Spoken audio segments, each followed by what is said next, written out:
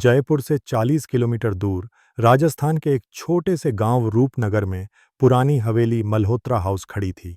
ऊंची दीवारें, भारी लोहे का गेट और अंदर वो शान और शौकत जो सिर्फ अमीर जमींदारों के घर में मिलती है। लेकिन 14 अगस्त 2005 की रात इसी हवेली में हुई एक ऐसी वारदात जिसने पूरे इलाके को हिलाकर रख दिया। इस हवेली के मालिक थे रघुनाथ मल्होत्रा, एक दबंग और प्रभावशाली नेता।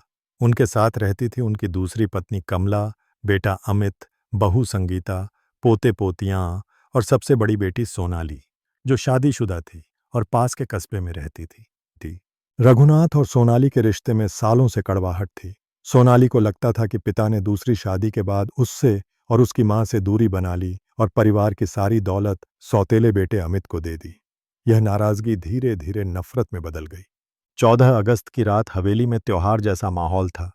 परिवार एक साथ खाना खा चुका था और सब अपने अपने कमरों में सो गए थे। आधी रात को सोनाली और उसका पति सुमित हवेली के पिछले दरवाजे से अंदर घुसे।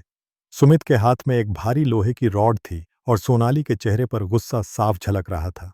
सबसे पहले वे अपने पिता रघुनाथ के कमरे में गईं और रॉड से इतना जोर से मारा कि वो चीख भी न पाए।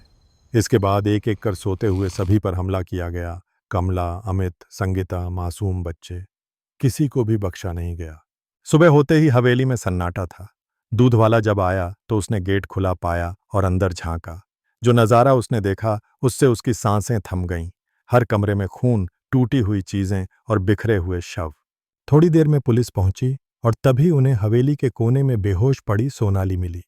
पास में एक आधी खाली कीटनाशक की बोतल और एक चिट्ठी थी जिसमें लिखा था, पापा ने मुझे कभी अपना नहीं माना, आज मैंने सब खत्म कर दिया।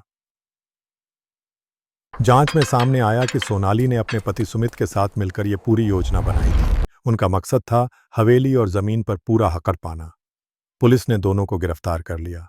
मुकदमा चला। अदालत ने पहले मौत की सजा सुनाई, लेकिन बाद में इसे उम्र कैद में बदल दिया गया। आज भी रूपनगर के लोग कहते हैं, मल्होत्रा हवेली में रात होते ही अजीब सन्नाटा छा जाता है, जैसे दीवारें उस खून की कहानी कह रही हों।